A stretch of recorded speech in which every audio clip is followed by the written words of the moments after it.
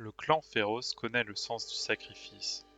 La famille amassa le plus gros de sa fortune grâce à des cristaux rares récoltés sur les Bracairns, des créatures originaires de Shurima. Ces ex-cristaux, ou premiers cristaux, contenaient un pouvoir généralement utilisé par ceux qui naissent avec des aptitudes magiques. L'arrière-grand-mère de Camille, Elicia, perdit un bras pendant une expédition, et son sacrifice fut source d'inspiration pour la devise des Féroces. Pour la famille, sans compter. Les Bracairns ne constituaient pas une ressource inépuisable, et la famille de Camille dut trouver d'autres moyens pour augmenter la masse des cristaux qu'elle avait accumulés.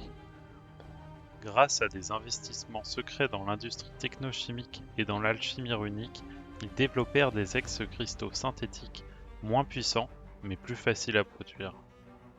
Mais cette puissance n'a pas été sans conséquences, et la rumeur qui prétend que la production des cristaux synthétiques contribue fortement à augmenter le grisonien court depuis longtemps. De plus, le clan Féroce n'hésitait pas à recourir à l'espionnage, à l'intimidation et à l'assassinat pour conserver son monopole sur cette denrée précieuse, et sa production ininterrompue à zone leur permit de maintenir le statut de la famille au sein de l'illustre cour du Vent Bleu de Piltover. En tant qu'aînée des enfants survivants des maîtres du clan Féroce, Camille reçut la meilleure éducation disponible. Elle étudia auprès de professeurs exceptionnels, apprit à parler plusieurs langues étrangères et à jouer du violovina avec la dextérité d'un virtuose. Camille apprit également à lire et à écrire le shurimien ancien tout en secondant son père lors des fouilles de la vallée d'Odin. Traditionnellement, l'un des plus jeunes enfants doit devenir défenseur du clan et travailler avec le maître du clan pour assurer la sécurité et la réussite de la famille, et ce, quel qu'en soit le prix. Mais alors que le petit frère de Camille, Stévan, avait une constitution fragile, elle prit finalement sa place. La jalousie de Stévan se développa en voyant sa sœur recevoir cette formation supplémentaire. Elle devint excellente au combat, en espionnage et en interrogatoire. Quand Camille eut 25 ans, son père et elle furent attaqués par des truands optimisés, déterminés à subtiliser des secrets commerciaux lucratifs. Le père de Camille succomba à ses blessures. Terrassé par le chagrin, sa mère mourut peu de temps après.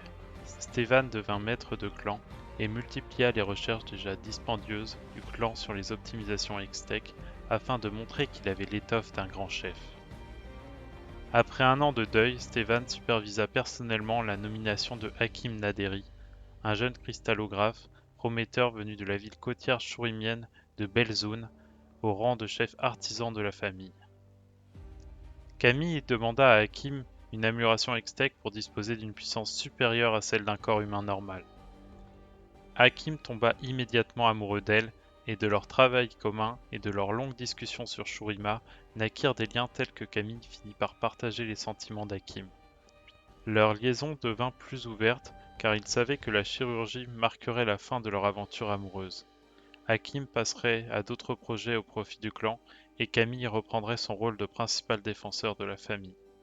De plus, Hakim craignait qu'en s'attaquant au cœur de Camille, il lui fasse perdre son humanité. Quelques jours avant l'opération de Camille, il lui proposa de l'épouser et la supplia de s'enfuir avec lui.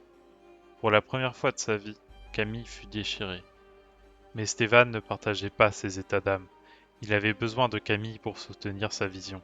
Quand il eut vent de la proposition secrète, il échafauda un plan. Il organisa une fausse attaque contre lui, un jour où il savait que Camille et Hakim seraient ensemble. Quand elle vit son frère couvert de sang, Camille comprit ce qui pouvait se passer quand son attention était divisée. Hakim supplia Camille, mais elle refusa de l'écouter. Pour sa famille, elle ne compterait pas. Elle mit fin à sa relation avec Hakim, mais insista pour que son opération ait lieu. Hakim était le seul à pouvoir effectuer l'opération sans danger.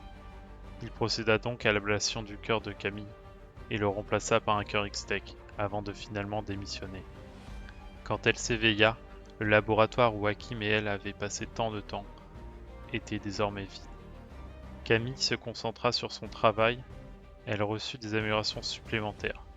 Jambes en forme de lame, hanches rotoriques et autres implants Hextech. Certains finirent par se demander ce qu'il restait d'humain en elle. Au fur et à mesure que le clan Féroce amassait puissance et richesse, les missions de Camille devinrent de plus en plus mortelles et de plus en plus sombres. Grâce à son cœur extec, elle ne vieillissait pas, mais le temps ne fut pas aussi clément avec son frère. Le corps de Stéphane devint de plus en plus frêle, mais cela n'adoucit en rien la poigne avec laquelle il tenait la famille. Camille finit par découvrir la gravité de la trahison de son frère et comprit que ses machinations ne concouraient pas aux intérêts de la famille. C'est à cet instant qu'elle oublia les derniers sentiments qu'elle éprouvait encore pour son frère. Elle plaça sa petite nièce préférée à la tête du clan et dirige maintenant les affaires publiques de la famille, ainsi que ses opérations les plus secrètes. En tant que remède aux problèmes difficiles, Camille accepte pleinement sa transformation en plus qu'humaine et l'esprit tranchant qui en découle. Mais l'application lugubre que lui procure son cœur extec pourrait se révéler de mauvais augure. Quoi qu'il en soit, Camille est incapable de rester inactive et trouve son plaisir dans les missions d'espionnage bien exécutées, le thé fraîchement infusé et les longues promenades dans le gris.